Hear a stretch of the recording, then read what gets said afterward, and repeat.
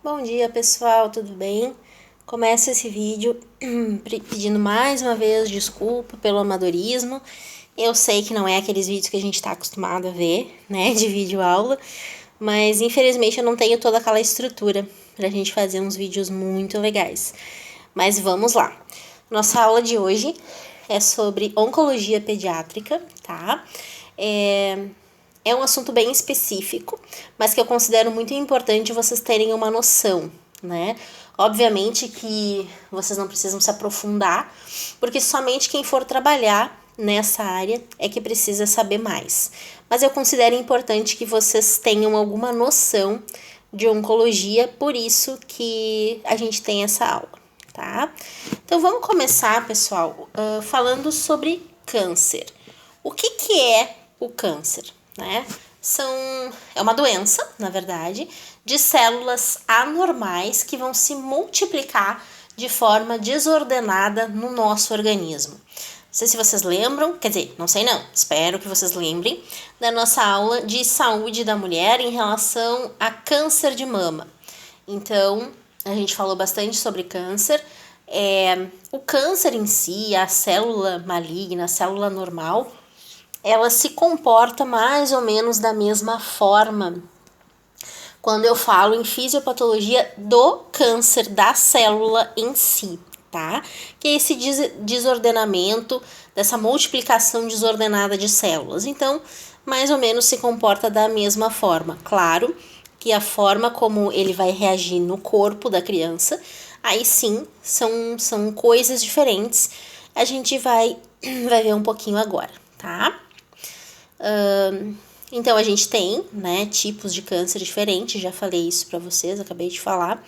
Então a gente tem que saber que cada um tem a sua especificidade, porém, o desordenamento ele acaba sendo semelhante em quase todos os casos de câncer que a gente tem, tá? Obviamente que o câncer infantil e o câncer adulto, eles têm diferenças, tá? Uma das principais diferenças que a gente tem é em relação à origem dele.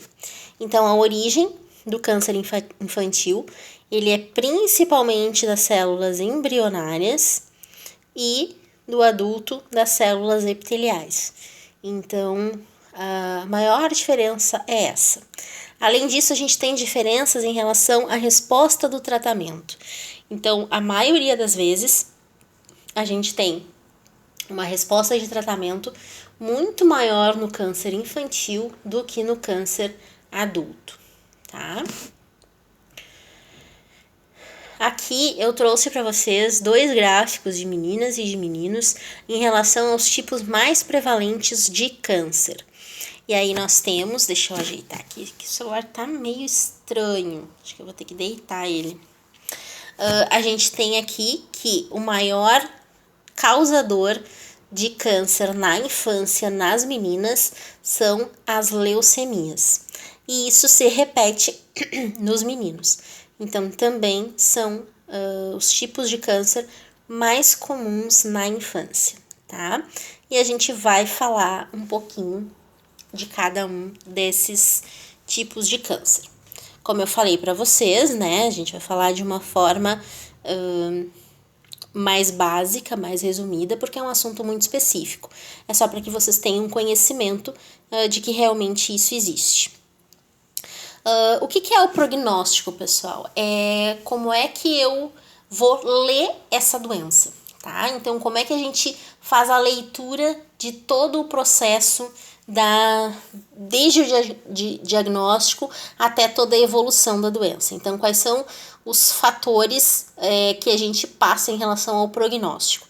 Primeira etapa é o diagnóstico. Depois, a gente tem que ver qual é o tipo de tumor, se é maligno, se é benigno, enfim.